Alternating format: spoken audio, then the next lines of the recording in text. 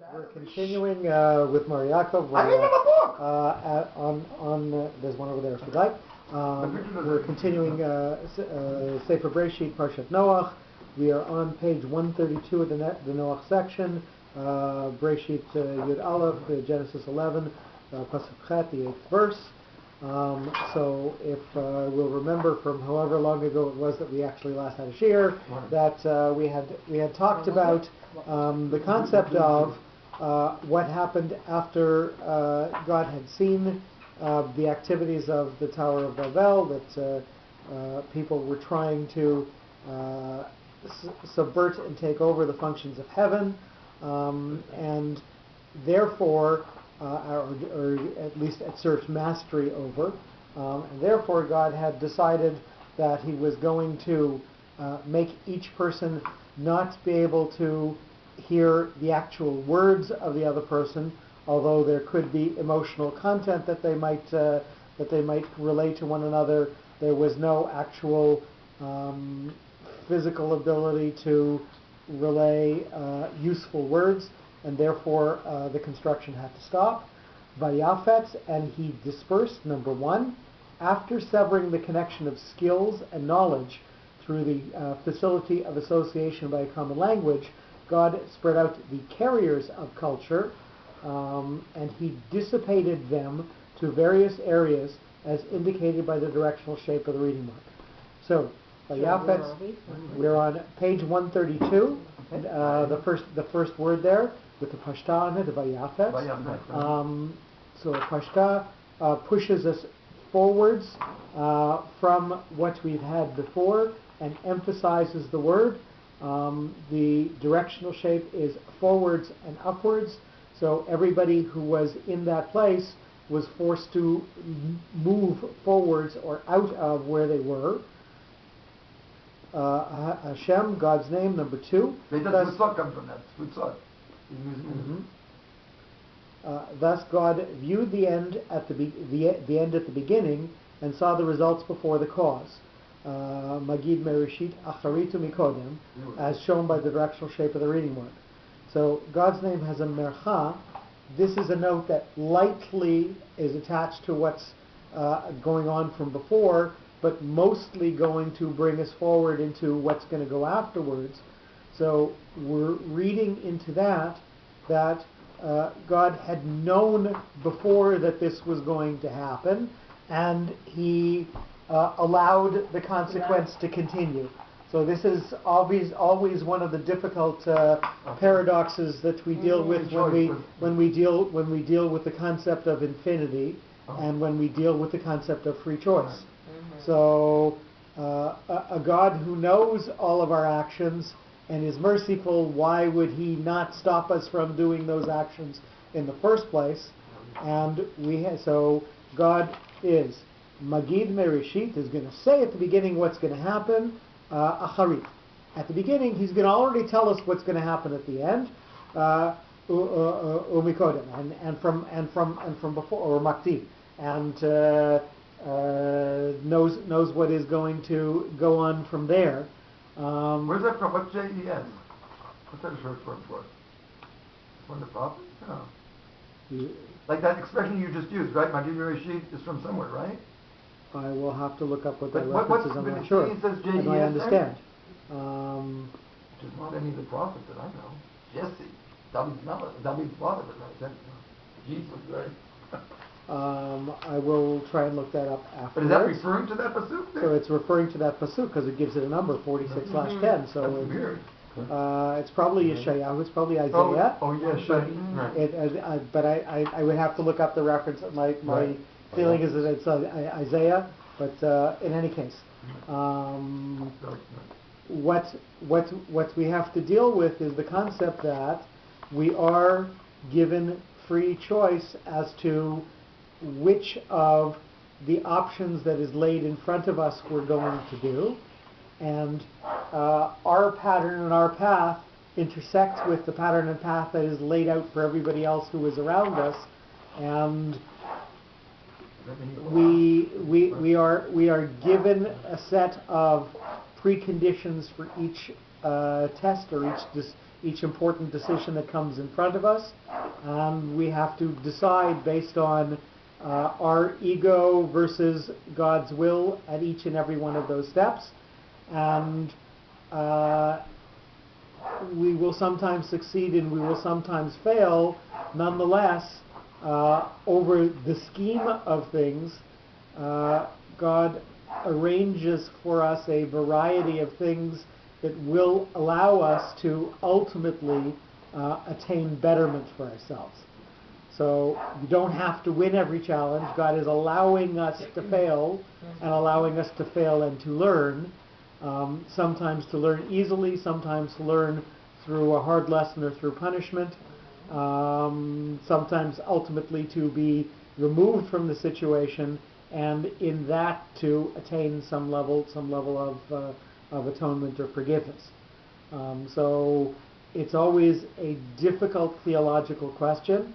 Nonetheless, it is something that we see here in the note, that the Mercha, which is lightly connected to what's gone from before, God already knows that he's going to have to split them up and send them to two other places. Nonetheless, he continues on with the plan, because Mercha continues on mostly to what's going to go on afterwards. So even though he knew that this was going to happen, God still is committed to allowing it to happen and to pushing the plan forward. Otam, with them, with a tavir. Tavir is like a mercha with a dock that's sort of sheltered in the middle of it. So we always look for an aspect of shelteredness or comfort within this note. Number 3, their ideas disappeared, and the inhabitants were disseminated along with them, as stressed by the shape of the reading mark. Both the concepts that they were trying to purvey and the inhabitants had to be dispersed. So once their ideas of challenging the heavens for supremacy went away, they managed to get shelter in being dispersed to another place, as long as they didn't have those ideas that were driving humanity to fight with heaven. So even though this is something that's bad that's happening to them, there is a sheltering concept in it, in that they no longer have the ability to wage war against heaven. So their ideas of doing that have dispersed, and therefore they manage to get shelter by not having those ideas or those concepts within them anymore. Misham, from there, and again we're seeing an awful lot of directional stuff going on here. Misham is pointing us back to what has happened before, and is going to have a pause after it. It's a tipcha, number 4. What directional in the notes, or in the notes, telling us conceptually what things are connected to the past, what things are going to go on in the future, and what things are separated from each other. So the Tavir after Otam has a slight pause after it. So God is not only physically moving them away, but he's taking those ideas and concepts away from them, at least for that generation, and that way they get shelter. Pause. Sheltered from what? Shelter from continuing to rebel and suffering the consequences of doing even more. Misham, from there, looking backwards at what has happened, so at the whole experience, the perpetually active heavenly center, and that's capitalized, was alerted, and from there was executed a prophylactical response, as referred backwards by the directional shape of the reading mark. So from there, so the question is, what place is that referring to? And it is referring to the place that the people were rebelling against. We're rebelling against the rule of heaven, and heaven is looking back at everything that happened and is going to issue a correction, is going to issue a way for them to close this incident. So we're going to look backwards, as a tipcha does. We're going to conclude the whole story, and then we have a pause after. We're going to stop. This chapter is going to end. So, just a fascinating insight that we see just from the direction and properties of the tipcha there. we have a second note on, or a second comment on the word misham. And B, mem, sham, like otam, are apparently obsolete expressions, not adding more sense to the sentence. However, sham, like po or makom, etc., are certain functional names of God, shemot, with decisive contributions. So, what he's trying to say here, I believe, is that the word sham and po are actually not only places, there and here, they are also, makom also, are also names of God. Makom for sure. So there are a variety of expressing the way that God is manifesting at the time, and these names of places are actual shemot, or actual functional names that God has used in certain circumstances. And I'll go over makom in a minute, just because that's the one that we will actually use.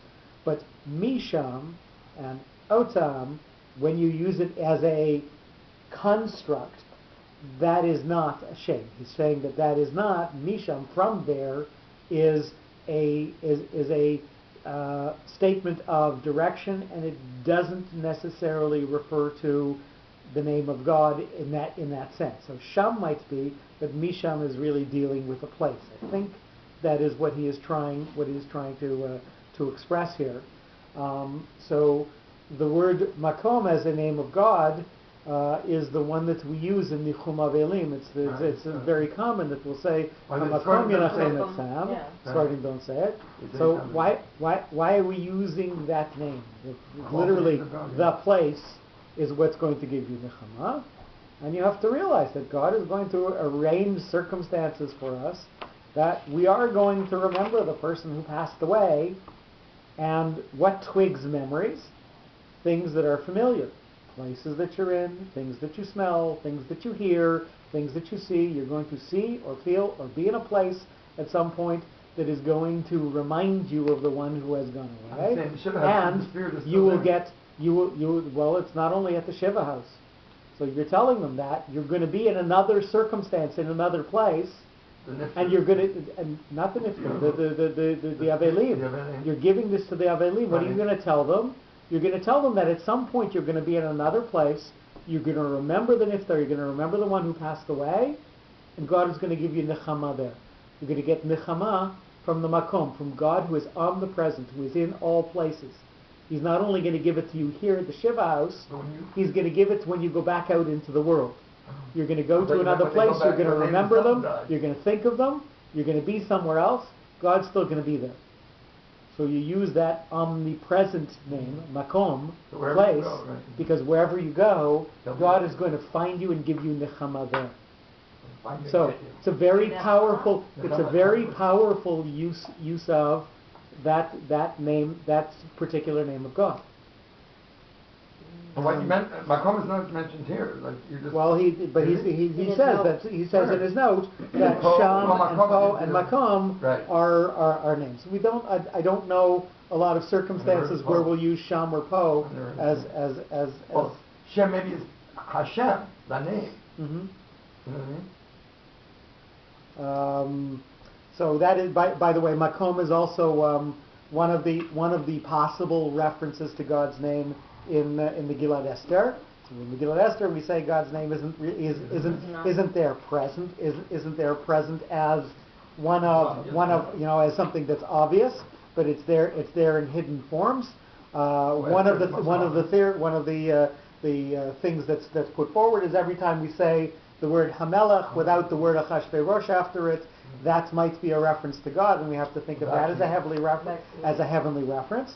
And when Esther is debating as to whether she's going to go to the king's palace and beg for the Jews, Mordechai tells her, Kim hacharesh tacharishi, if you are silent, at this point, Revach v'Hatzalah Yamod LaYudim, a way for the Jews to be saved will still remain. Mimakom acher, from another place. And this is one of the possible references to God's name hidden within the Megillat Esther. And in that interpretation, then you would put a pause between makom and acher. From makom, acher. That's beautiful. So we'll get back from our little sort of planned digression there, and we're going to move on. Al Penei with a munach. So this is a separating note, separates us out from what has gone on from before and moves us forward into what's going to go afterwards. So again, we're going to say from the word misham that God has closed this incident and has sort of taken it out of humanity, at least for this generation. And over the face of, number 5, the locale, sham, is superimposed over face of all continents whenever a conflict arises with the heavenly will, as denoted by the shape of the reading mark.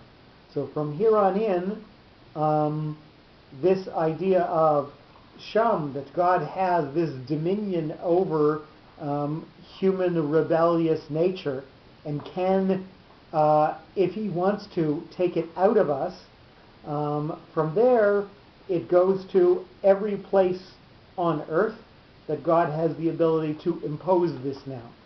That if he chooses to take away our rebelliousness, he can.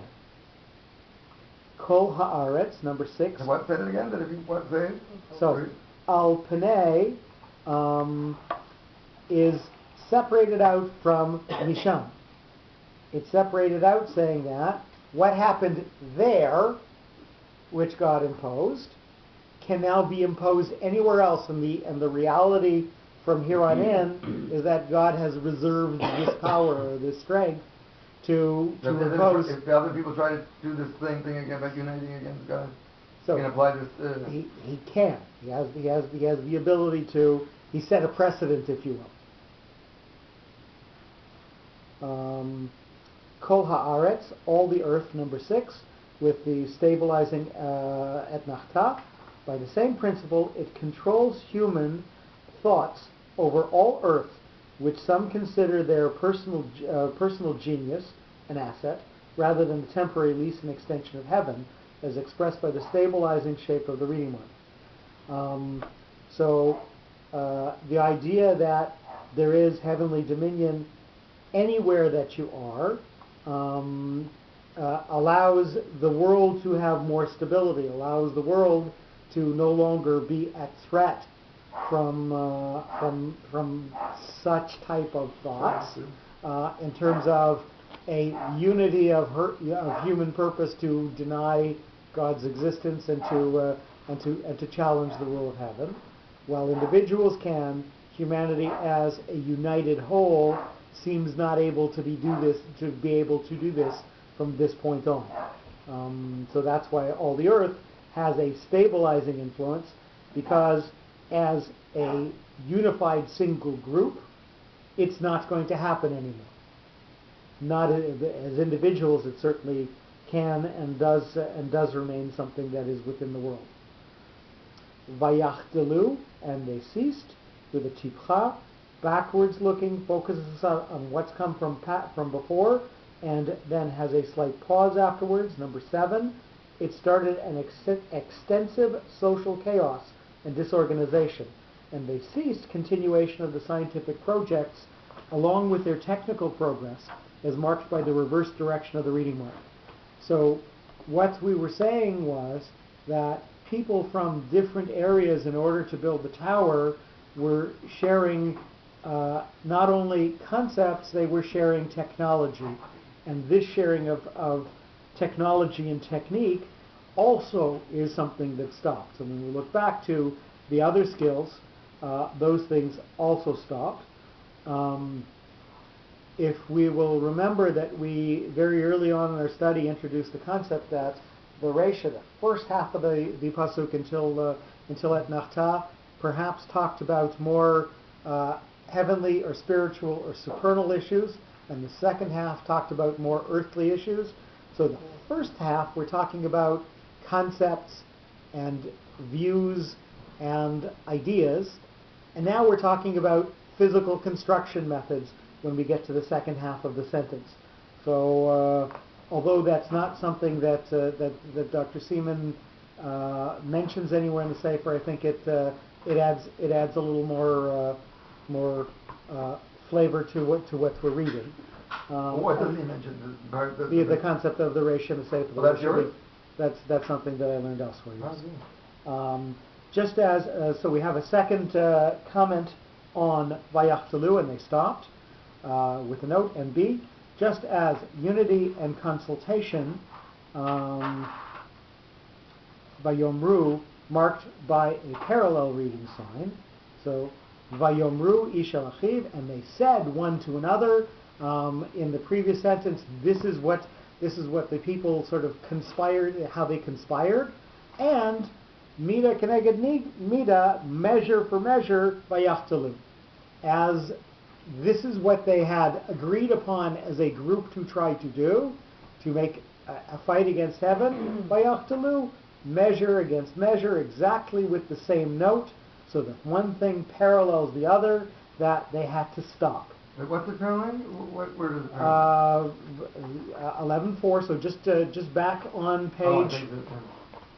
11:5.